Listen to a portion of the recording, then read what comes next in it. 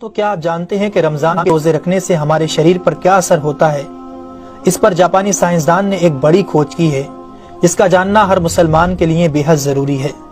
جاپانی بایولوجسٹ یوشونوری اشومی ایک سائنسدان ہے جن کو 2016 میں میڈیسن پر نوبل پرائز دیا گیا۔ ان سے جب پوچھا گیا کہ آپ نے کون سی ایسی چیز بنائی ہے جس کی بنا پر آپ کو دنیا کا سب سے بڑا انعام نوبل پرائز دیا جا رہا ہے، تو انہوں نے کہا تھا کہ میں نے کینسر کی ممکنہ دوا کھوج لی ہے، اور اس بات پر دنیا نے بڑے پر انداز میں ان کی کاوش کو سراہا اور مبارکباد دی گئی۔ اس کے بعد ڈاکٹر یوشینوری اشومی نے کہا کہ میں نے کینسر کی دوا نہیں بلکہ کینسر سے بچاؤ کا حل تلاش کر لیا ہے۔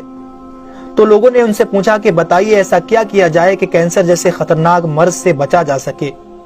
تو انہوں نے کہا کہ جب ہم بھوکا رہتے ہیں تو ہماری باڈی میں موجود غذائیت ختم ہونے لگتی ہے، جس کی وجہ سے جسم بھوک محسوس کرتا ہے۔ اگر اس بھوک کے دوران جسم تک کھانا نہ پہنچے تو ہمارا جسم بھوک کی شدت کی وجہ سے اپنے اندر موجود ان زہریلے سیلز کو کھانا شروع کر دیتا ہے جو کینسر کا سبب بنتے ہیں۔ اس عمل کو میڈیکل کی لینگویج میں آٹوفیگی کہا جاتا ہے۔ اگر آپ چاہتے ہیں کہ آپ کا جسم ایسے بیمار سیل سے پاک ہو تو آپ کو بھوکا رہنا چاہیے۔ جب ایسے سیلز مرنا شروع کر دیتے ہیں تو کینسر کا پرسنٹیج کم ہو جاتا ہے۔ اس کے بعد جاپانی سائنسدان سے پوچھا گیا کہ انسان کو سال بھر میں کتنے دن بھوکا رہنا چاہیے کہ اس میں کینسر نہ پایا جائے؟ تو انہوں نے کہا کہ اگر 20 سے 25 دن کم سے کم اور 9 سے 10 گھنٹے بھوکا رہا جائے تو اس کی باڈی ایسے تمام زہریلے سیلز کو کھا جائے گی اور اس میں کینسر نہیں ہوگا۔ اے میرے پیارے رب کریم، آج ہمیں سمجھ آیا کہ مومن پر روزے کیوں فرض کیے گئے، اور آج مجھے اس احادیث پاک کی بھی سمجھ آ گئی جس میں آپ صلی اللہ علیہ وسلم نے فرمایا کہ ہر شے کی زکوٰۃ ہے اور جسم کی زکوٰۃ روزہ ہے۔ سبحان اللہ! میں قربان جاؤں ایسے سچے دین پر جس نے عبادت کے اندر بھی بیماریوں کا علاج رکھا ہے۔ دوستو، اسلام وہ دین فطرت ہے جو زندگی کے ہر شعبے میں راہ اعتدال کی تعلیم دیتا ہے۔ اس لیے آج نہ صرف مغرب میں زیادہ کھانے کو ناپسند کیا جاتا ہے بلکہ اسے انسانی صحت کے لیے بھی نقصان دہ سمجھا جاتا ہے۔ اللہ تعالیٰ نے اپنے پیارے محبوب حضرت محمد صلی اللہ علیہ وسلم پر وحی نازل فرمائی، کھاؤ پیو اور حد سے نہ بڑھو، بے شک وہ حد سے بڑھنے والوں کو پسند نہیں فرماتا۔ اس کے علاوہ حضرت ابو ہریرہ رضی اللہ تعالیٰ عنہ سے روایت ہے کہ رسول اکرم صلی اللہ علیہ وسلم نے ارشاد فرمایا، کھاؤ پیو اور پہنو اور خیرات کرو بغیر فضول خرچی اور تکبر کیے۔ دوستو، انسان کو کھانے کی صرف تھوڑی سی مقدار کی ضرورت ہے جو انسانی جسم میں توانائی پیدا کر سکے، جتنی توانائی انسانی زندگی کے لیے ضروری ہے، اور جس سے اس کی صحت اچھی رہے اور وہ اپنی روزمرہ کی ذمہ داریاں پوری کر سکے۔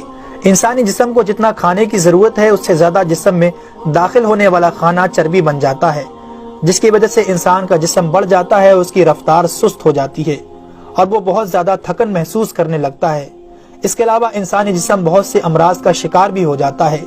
اسی لیے اللہ تعالیٰ نے روزے فرض کیے تاکہ 11 مہینوں کے دوران کھانے پینے کی بے احتیاطی کا ازالہ ہو سکے۔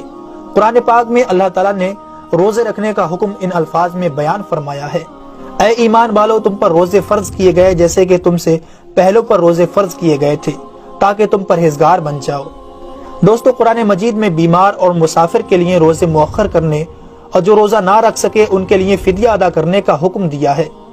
اس کے بعد روزہ رکھنے کی حکمت ان الفاظ میں بیان فرمائی، اور تمہارے لیے روزہ رکھنا ہی بہتر ہے اگر تم جانتے ہو۔ دراصل یہاں یہ بتایا گیا ہے کہ اگر تم موجودہ علم کو سمجھتے ہو تو تمہارے لیے بہتر یہی ہے کہ تم روزے رکھو، کیونکہ روزہ اپنے اندر بے شمار روحانی، نفسیاتی اور طبی فائدوں کو رکھتا ہے۔ روزے کی طبی افادیت کی طرف نہایت مختصر مگر جامع اشارہ نبی اکرم صلی اللہ علیہ وسلم نے ان الفاظوں میں بیان فرمایا، روزے رکھو اور تندرست ہو جاؤ۔ اللہ رب العالمین ہم سب کو اس مہینے میں زیادہ سے زیادہ نیکیاں کرنے اور سارے روزے رکھنے کی توفیق عطا فرمائے، آمین ثم آمین۔